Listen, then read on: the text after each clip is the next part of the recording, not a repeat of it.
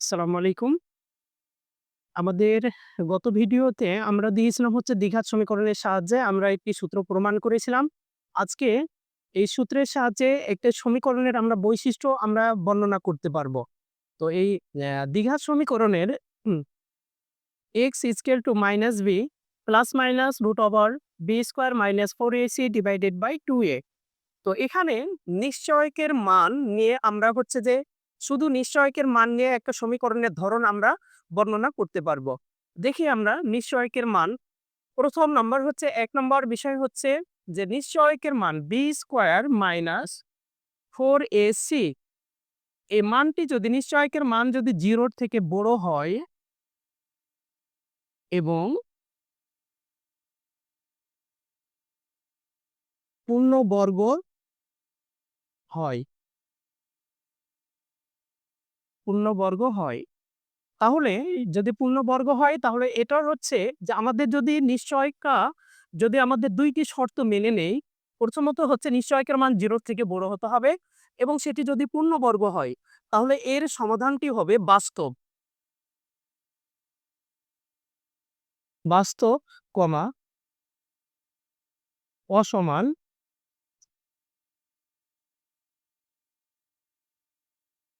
এবং মূলদ।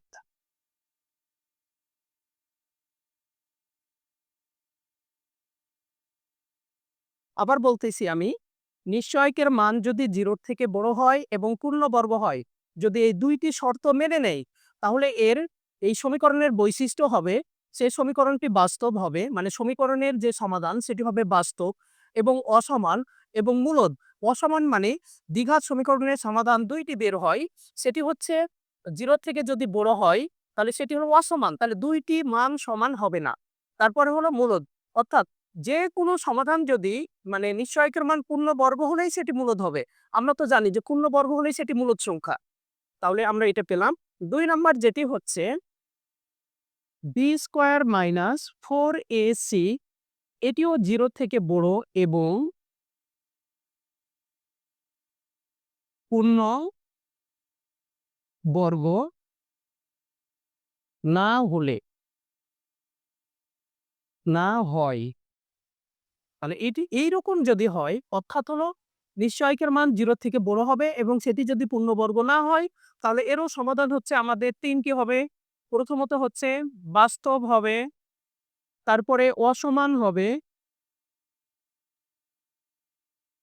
তারপরে এবং অমূলদ হবে। কারণ হচ্ছে যে পূর্ণবর্গ হলে এখানে আমাদেরকে মনে রাখতে হবে যে 0 থেকে যদি বড় হয় তাহলে পূর্ণবর্গ হয়, তাহলে সেক্ষেত্রে বাস্তব হবে, অসমান হবে, মূলদ হবে। আর ওই একই জিনিস যদি নিশ্চয়কের মান 0 থেকে যদি বড় হয়, পূর্ণবর্গ না হয়, তাহলে এটি বাস্তব হবে, অসমান হবে, অমূলদ হবে। যেহেতু এটি পূর্ণবর্গ নয় তাহলে সেক্ষেত্রে অমূলদ হবে। ৩ নম্বর শর্ত হচ্ছে বি স্কোয়ার মাইনাস 4ac, এটি যদি 0 এর সমান হয় তাহলে তার জন্য হচ্ছে বাস্তব হবে, সমাধানগুলো সমান হবে,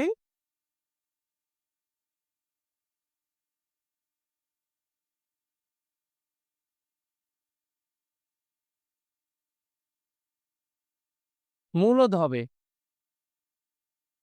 যদি নিশ্চয়কের মান 0 এর সমান হয় তাহলে আমাদের হচ্ছে সমীকরণের ধরন মানে সমীকরণের সমাধানগুলো হবে বাস্তব হবে এবং ২ টির মান সমান হবে এবং সেটি মূলদ হবে।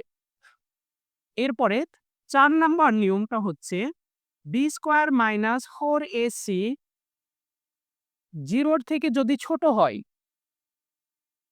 অর্থাৎ 0 নিশ্চয়কের মান যদি 0 এর থেকে ছোট হয় অর্থাৎ বর্গমূলের ভিতরে আমার ঋণাত্মক মান চলে আসবে। অর্থাৎ 0 এর থেকে ছোট মানে ঋণাত্মক মানকে বুঝায়। তাহলে ঋণাত্মক মান যদি হয়ে যায় তাহলে সেক্ষেত্রে এখানে বাস্তব আসার কোনো সুযোগ নেই। তাহলে অবাস্তব। আর অবাস্তব যখন হয়ে যাবে সেটি সমান মানে এটা তো অবশ্যই অসমান হবে যেহেতু 0 থেকে ছোট। তাহলে এটি অসমান হবে আর মূলদ অমূলদ তো দেখার কোনো বিষয়ই নেই। কারণ হচ্ছে যে যদি সমীকরণ মানে সমাধান যদি বাস্তব হয় তখন তাকে মূলদ অমূলদ খুঁজতে হবে। আর যদি সমাধানই যদি অবাস্তব আসে তাহলে সেক্ষেত্রে তো আর কোনো কিছু খোঁজার মানে আমাদের প্রয়োজন নেই। তাহলে নিঃসহায়কের মান এখানে আমাদের ৪ টি অবস্থায় থাকতে পারে। একটি হচ্ছে 0 থেকে বড় এবং পূর্ণবর্গ, আরেকটি হচ্ছে 0 থেকে বড় পূর্ণবর্গ না হওয়া, আরেকটি হচ্ছে যে নিঃসহায়কের মান 0 এর সমান হওয়া, আরেকটি হচ্ছে নিঃসহায়কের মান 0 থেকে ছোট হওয়া। তো আমরা এটার সাহায্যে যেমন আমি আরো কয়েকটি আমরা দেখতে পারি সেটি হচ্ছে দ্বিঘাত সমীকরণ x square plus 7x plus 12 equal to 0। এই সমীকরণটির আমরা এখন ধরন যদি আমরা বের করতে চাই তাহলে সেক্ষেত্রে আমরা জানি এখানে a মানে x স্কয়ারের সহগ অর্থাৎ x স্কয়ারের সহগ হলো 1, b মানে x এর সহগ অর্থাৎ হলো 7, c মানে হলো ধ্রুবক পদ অর্থাৎ হলো 12। এখানে আমরা দেখতে পাচ্ছি। তাহলে এই সমীকরণটি কি হবে সেটি আমরা দেখব। তাহলে আমার এটাকে আর সমাধান করার আমার দরকার নেই। আমি সরাসরি নিশ্চয়কের মান বসাবো। আমরা জানি নিশ্চয়ক সমান চ ও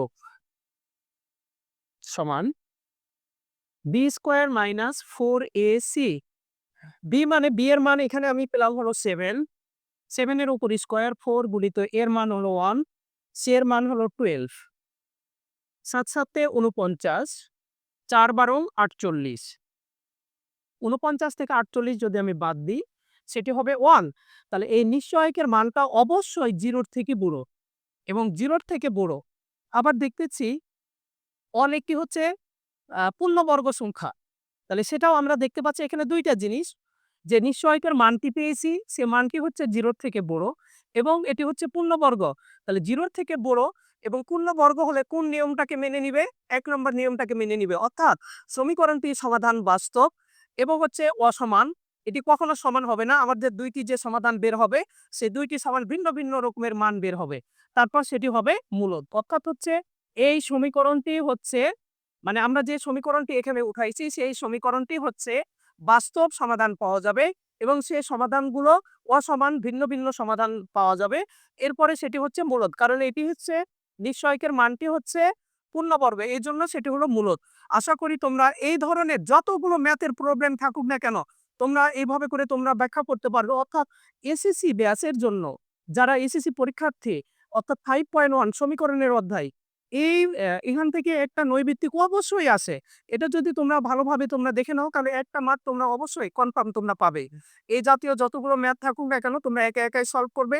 যদি কোনো প্রবলেম হয় তাহলে আমাদের কমেন্ট বক্সে জানিয়ে দিবে। আমরা ইনশাআল্লাহ এটাকে আমরা সলিউশন করে দিব। আশা করি তোমরা এইভাবে করে সমীকরণের ধরনগুলো তোমরা ব্যাখ্যা করতে পারবে এবং আমাদের ভিডিও যদি তোমাদেরকে ভালো লেগে থাকে তাহলে আমাদের সাথে থাকো। লাইক, কমেন্ট, শেয়ার দিয়ে সবাইকে ধন্যবাদ। আল্লাহ হাফেজ। আসসালামু আলাইকুম ওয়া রাহমাতুল্লাহ।